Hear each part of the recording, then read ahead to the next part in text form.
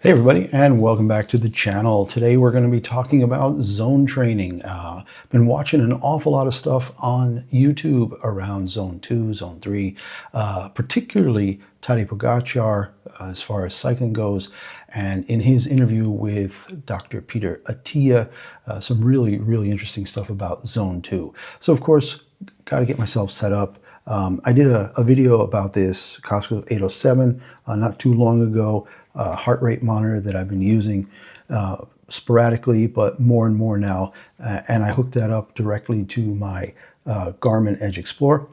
And what I've been getting is I've been getting some really interesting data. So if I go back and look the other day, I tried to do a ride and I tried to keep it nice and easy, 12.5 miles an hour for 2 hours, and see what happened with the zones.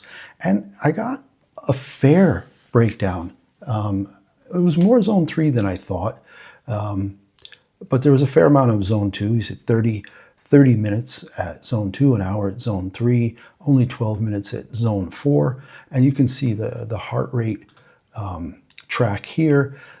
Really pretty instant. I got a little bit tired maybe towards the end, started going a little bit faster, pushing. Maybe there were some sections where I was drafting somebody. I said, okay, this is working. The heart rate monitor in my old Sunto watch just wasn't cutting it for me, and that's why I went and got this armband heart rate monitor.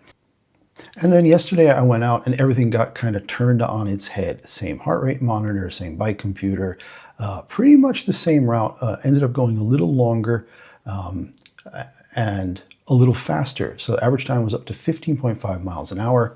And the heart rate zones ended up being something very strange. For the hour and, what was it, hour and 54 minutes.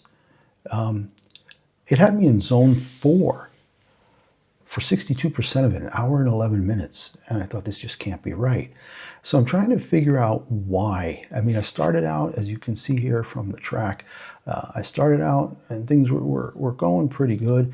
I think most of my, there's some urban traffic, some urban riding that has to be done for me to get to my first couple of miles. If we switch this over to the distance here, and this is Garmin Connect, as you may already recognize. So there's some start and stop at the beginning of the ride because I have to navigate through part of the city. I'll show you that on the track in a little bit later. But then I get into a pretty good, mid 130s to max 150. A lot of time below 150, and I thought, okay, that's pretty good. But then got into a section where I was actually trying to outrun a hailstorm. And you can see that from some of the footage here. I got up to about halfway point of the ride, and right here when I crossed the dam, across the river, this is the Danube, just outside Vienna in Austria, and I started to head back, and you can see my speed just starts to really pick up there. A lot of blue going up because the headwinds were pretty strong. This whole valley here coming through Vienna is quite a wind tunnel. So you can get 20-30 mile an hour winds. It's not uncommon. But yeah, basically got up to the bridge and the rain started, and by the time I crossed the bridge, the hail started. So trying to get back down the 15 miles back, and I'm guessing that the pushing there was really what was getting me to that higher zone. But for an hour and 11 minutes, I don't know. I just don't know that that's really possible. One of the interesting things on the lap time that I was pretty proud of, that I felt really good about, is my 4th and 5th lap. These are the 5-mile segments. Both of them were exactly 17:01. Actually, on the device, on the actual Garmin Edge Explorer, it has me at 17:01.5 and the other one at 17:00.6. So only 9/10 of a second difference between lap 4 and lap 5. And I think the consistency is always a good thing. So I was really pleased with that because I knew the storm was coming behind me, but I didn't want to go completely crazy. There weren't a lot of people out. I didn't have a chance to draft anybody. So I was truly trying to make sure that I kept an even pace. And it's not like I'm looking at my bike computer all the time, because I have it on sleep mode to save battery. So only when I touch it every 4 or 5 minutes, just to kind of see where I'm at.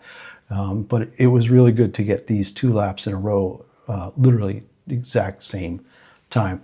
So what I started to look at a little bit more was the heart rate zones, and you get this percentage of heart rate max on 1, 2, 3, 4, 5, and I'm trying to figure out, why did Garmin have me in the zones 148 to 166?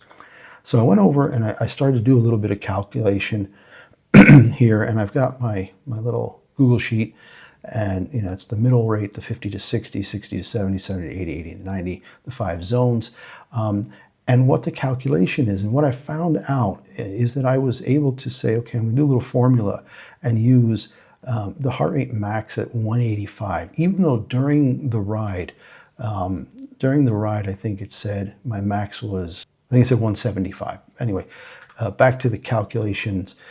Really what it comes down to is they're using in Garmin Connect 185 for me as the baseline, or as the 100% max, because when I put my formulas in here to see what the 50 to 60, I got almost the exact same numbers that Garmin Connect got. So 93 to 110, 93 to 111, 111 to 129, and so on.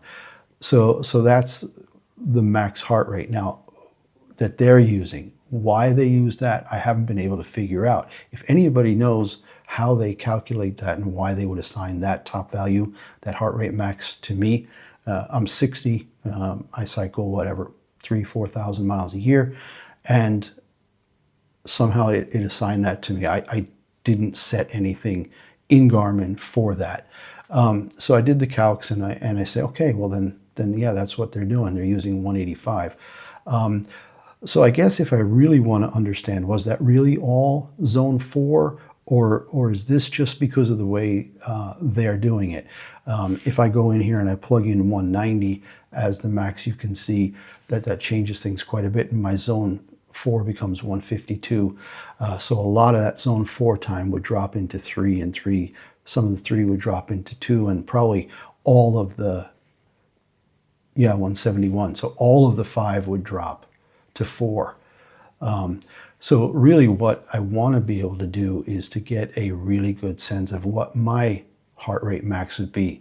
To that end, next week I will be going in to a lung specialist who also has VO2 max machines set up there in the office. So I'm going to be having a test done, and I will document that test and see what comes back, and then revisit these numbers to see whether or not, to see what my heart rate max is, so that I can plug it in properly, so that I can get good zones. Because I think unless you have accurate data on your own heart and your own heart potential, you're not going to be able to make a whole lot of sense of some of the heart rate data.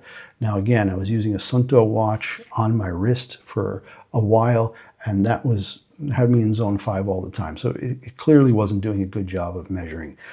Like I said, this Caspo heart rate monitor armband version, very comfortable. Again, I linked to the video that I did on this about a year ago to show you how that works and how I liked it.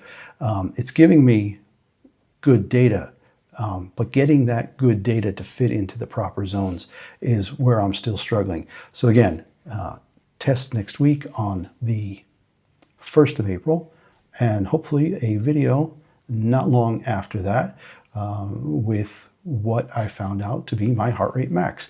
And then we'll plug it in and see how the zones work out. So until next time, have a good cycle, and we'll see you soon. Bye.